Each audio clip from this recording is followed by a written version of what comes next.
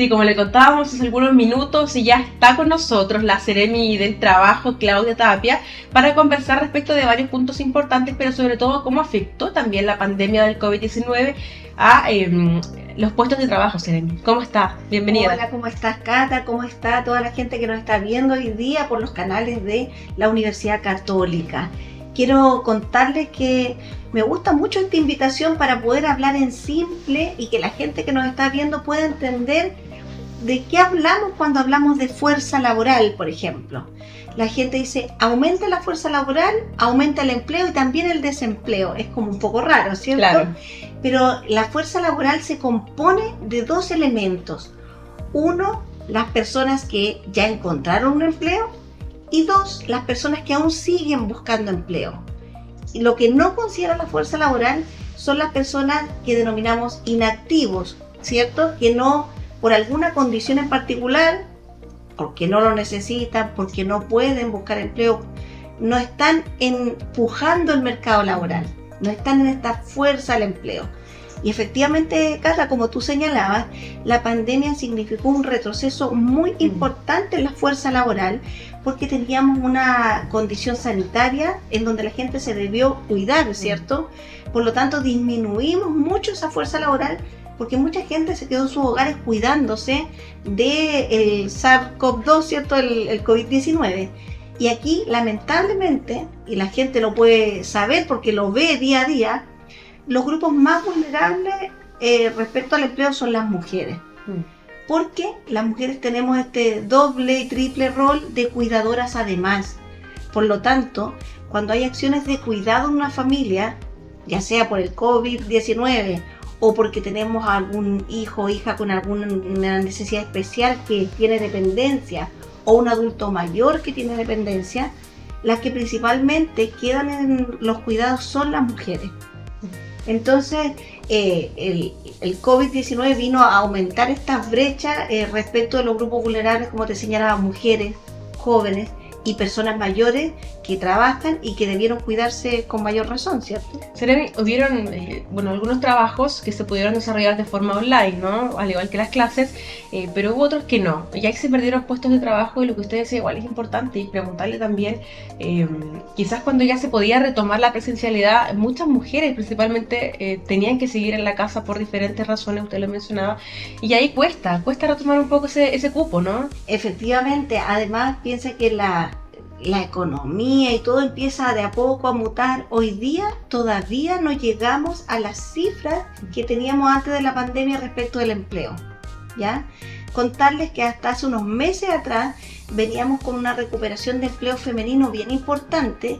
Así es. Y hoy día en el último informe que entrega el INE, que entrega respecto de diciembre a febrero, son trimestres móviles, lamentablemente esa tendencia de recuperación de empleo femenino empezó a cambiar y a decrecer.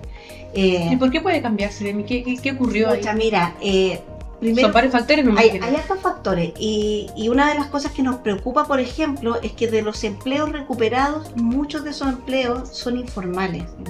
La tasa de informalidad en la región de la Araucanía es compleja, porque ustedes saben que hay dos formas de trabajar, ¿cierto? En forma dependiente, cuando tenemos un empleador, y ahí el 100% de las personas que están en esta vía tendrían que ser formales, ¿cierto? Claro. Eso no ocurre en todos los casos, y ahí la invitación es a aquellas trabajadoras y trabajadores que están ejerciendo alguna labor dependiente sin contrato, que exijan su contrato, que se acerquen a la inspección del trabajo, ¿cierto? Que es la institución que garantiza los derechos laborales, porque nos pasa harto en algunos rubros, sobre todo asociados a la agricultura, a los temporeros, que la gente dice, pucha, es más platita para mi bolsillo, prefiero no tener el contrato, o prefiero que no me hagan el contrato porque voy a perder algún bono. Y eso es un daño súper grande que la gente se hace respecto de dos cosas. Uno, de la seguridad y salud laboral, porque la gente que no está con un contrato formal, Cata, pierde la posibilidad de, si tiene un accidente de trayecto o una enfermedad laboral, pierde la cobertura. Y la otra cosa que pierde al no tener un contrato, digamos, o estar formalizado, es poder apalancar recursos para las futuras pensiones, ¿cierto? Y ahí, qué duda cabe, las pensiones hoy día no son suficientes. Tenemos una convención nacional, un acuerdo de los distintos sectores políticos que las pensiones hoy día no resisten. Esperamos, ¿cierto?, que nuestros parlamentarios acojan la idea de legislar y que puedan trabajar respecto de la reforma de pensiones. Entonces, estas dos variables son las que uno pierde al no tener empleo formal. Y la otra vía es tener un empleo independiente, donde yo, ¿cierto?, soy mi propio empleador. Y eso lo vemos mucho, Sí. ¿cierto?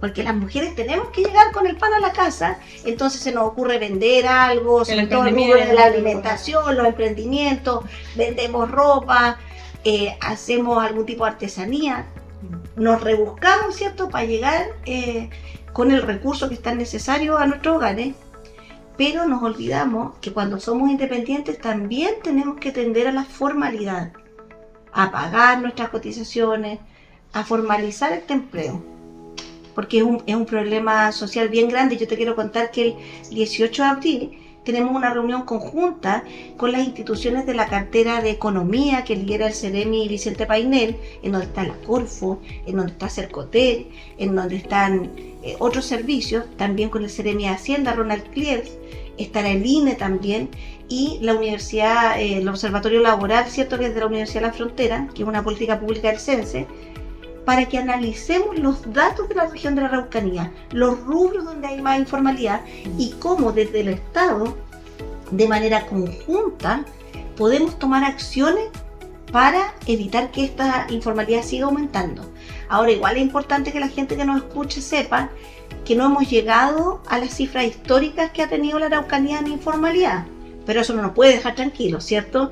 Nosotros tenemos que avanzar y tenemos que apoyar a toda la gente que necesita un empleo, ya sea dependiente o independiente, pero que tenga que ser formal y resguardado. Ceremi, ¿cuáles fueron estos rubros que se vieron más afectados por la pandemia?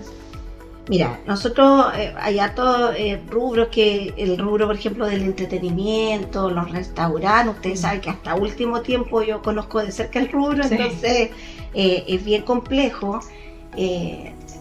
Como que esos rubros mayoritariamente, hay otros rubros que pudieron seguir, los rubros vinculados a la agricultura y todo, pero principalmente el rubro de la entretención vinculado al turismo, eso fue a cero prácticamente. Y sobre todo porque ellos esperan una temporada, que es verano. Así es. Además, contarles que, por ejemplo, en este último trimestre móvil que analiza el INE, que es de diciembre a febrero del año 2023, los rubros que más perdieron empleo y nos preocupa son la construcción y el comercio. Porque cuando hay menos circulante, hay menos, los primeros que salen lamentablemente son los vendedores, ¿cierto? Y la gente que está asociada al comercio detallista principalmente, al retail. Esas dos áreas, construcción y comercio, son las que más perdieron empleo en este trimestre móvil. Y las que más aumentaron empleo son las áreas de los cuidados personales, más bien vinculadas a la enseñanza. Claro. ¿Ya? Ese tuvo un aumento importante, si mal no recuerdo, del 19%, cercana a los 7.300 empleos más en el último trimestre. Y la agricultura. Y la agricultura lo podemos asociar a que fue justo la temporada de cosecha, ¿cierto?, que está vinculado a un aumento por temporalidad respecto a ese rubro.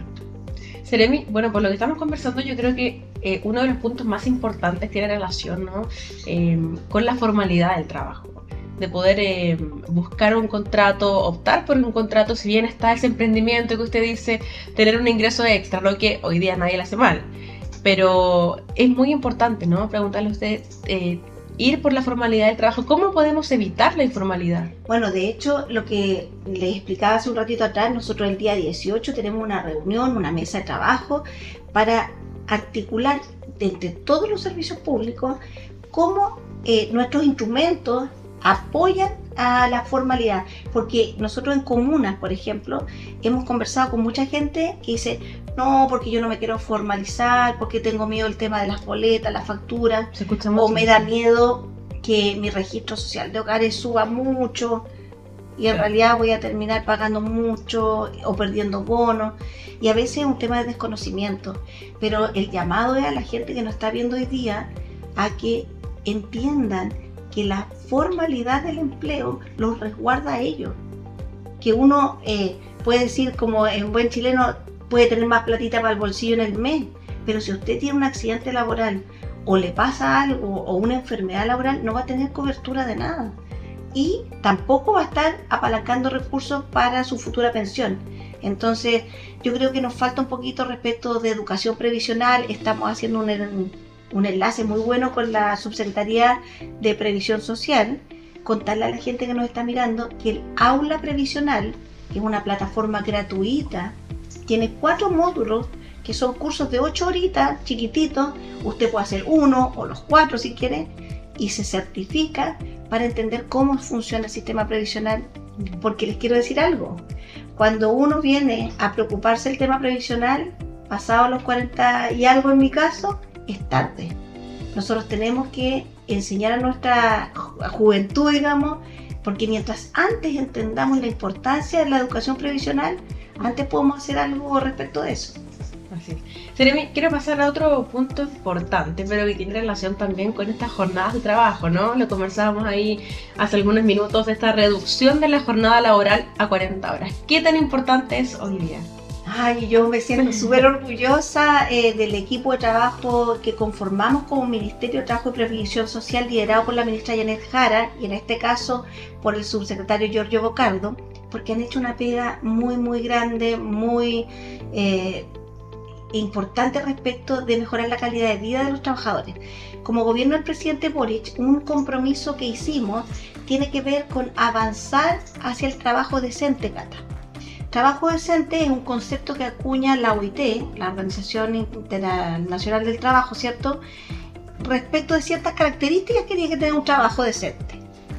Un sueldo acorde a lo que nosotros realizamos, por eso logramos en acuerdo con la CUT el mayor aumento del sueldo mínimo en 29 años, Sí. y queremos avanzar a cumplir el piso de 500.000 al fin del periodo de gobierno. Que tengamos contratos de trabajo que seamos formales, eso también tiene que ver con el trabajo decente. Que tengamos espacios libres de violencia, de todo tipo de violencia. Y ahí este compromiso está reforzado porque el Parlamento acogió, ¿cierto?, el convenio 190, lo ratificó, donde vamos a tener que ajustar toda la legislación del país para que las personas tengamos espacios libres de violencia, ¿ya? En todos los ámbitos.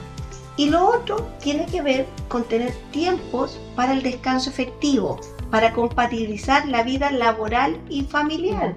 Porque como decía la abuelita, no hay que vivir para trabajar, hay que trabajar para vivir, pero no estar todo el tiempo Claro. en el trabajo, ¿cierto? Porque hay otras cosas que son importantes. Estar con nuestro hijo, a lo mejor hacer algún curso, aprender algo, hacer deporte, o simplemente trata de descansar. Porque un trabajador descansado comete menos errores en el trabajo, está más concentrado. Y en este sentido, este proyecto de ley que se presentó en 2017 por 2 parlamentarias, principalmente Carol Cariola y la actual ministra Camila Vallejo, en ese minuto, en 2017, no tuvo mucho apoyo. No avanzó, quedó en la Cámara de Diputados.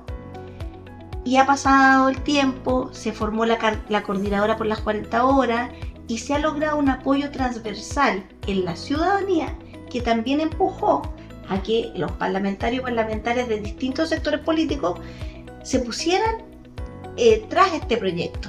Y hoy día ya estamos en tabla en la Cámara de Diputados en el último trámite. Falta un poquito. El último pasito. El último pasito.